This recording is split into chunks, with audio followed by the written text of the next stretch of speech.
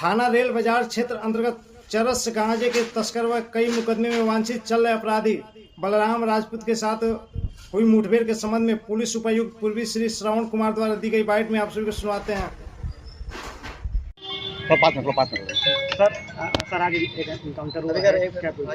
ये देखिए, एक हफ्ता पहले चकेरी में एक मुकदमा लिखा गया था जिसमें एक व्यक्ति ने लिखा था, लड़के ने, कि जब अपनी माँ का इलाज करा रहा था उसी दौरान उसका किडनैपिंग हुई और उस पर हमला हुआ, जिस पे 307 जानलेवा हमला का था वो मुकदमा लिखा गया था। हमारे एसीपी उसकी चकेरी विवेचना कर रहे थे। जब इसकी डिटेल में हम लोग गए तो इसमें पता चला कि एक बलराम राजपूत करके जो क्रिमिनल है वो बेसिकली यहाँ का कानपुर का बड़ा नोटोरियस है, स्मैक का, गाजे का बहुत बड़ा एक तरीके से कारोबारी है और इसमें पहले भी गैंगस्टर का बाकी मुकदमे लिखे हैं।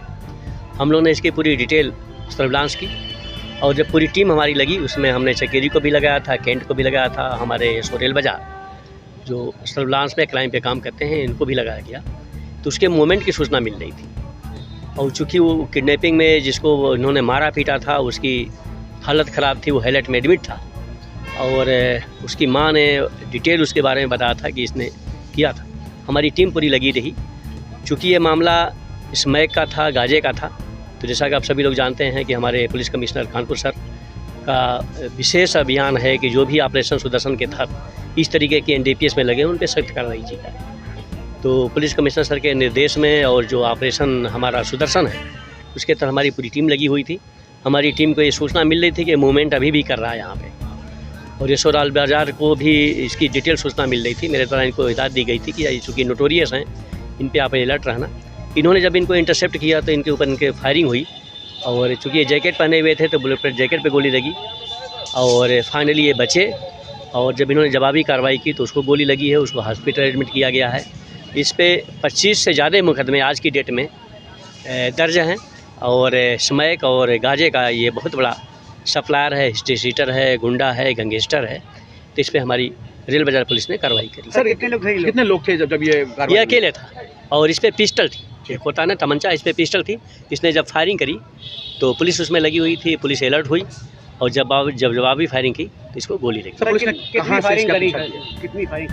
हम लोग एक हफ्ता पहले से लगे। जैसे ही चकेरी मुकदमा लिखा गया SC ST प्लस 364 प्लस 307 का और उसमें ये बात आई कि वही क्रिमिनल है जो स्मैक और चरस का सप्लायर है और उसी में इनमें गैंग में आपस में जब इनमें एक तरीके से डिस्प्यूट हुआ तो जो दूसरा था उसने मुकदमा लिखाया। तब से हम लोग लगे हुए थे, इनकी सर्विलांस की हमारी पूरी टीम लगी हुई थी। अब फाइनली जो है जब इसके मूवमेंट की सूचना मिली तो रेल बाजार SO जो हमारे हैं वो लगे हुए थे और फाइनली इसको धर दबोचा। इसके गिरोह का पता चला? अभी आपने देखा कि कल 10 किलो हम लोगों ने चरस पकड़ा है और उसमें STF भी लगी हुई थी।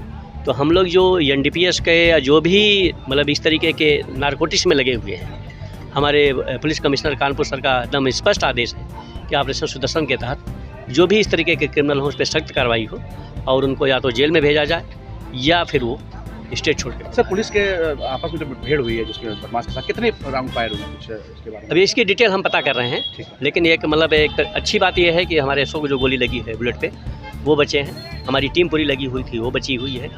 चूँकि ये नोटोरियस है, अच्छा क्रिमिनल है और इस पर करीब 25 से ज़्यादा मुकदमे हैं और कानपुर के सभी लोग जानते हैं कि एक तरीके से हार्डकोर क्रिमिनल है। तो रेल बाजार पुलिस के तरफ बहुत अच्छी कार्रवाई की गई है। 25,000 रुपये का इनाम था। Thank you.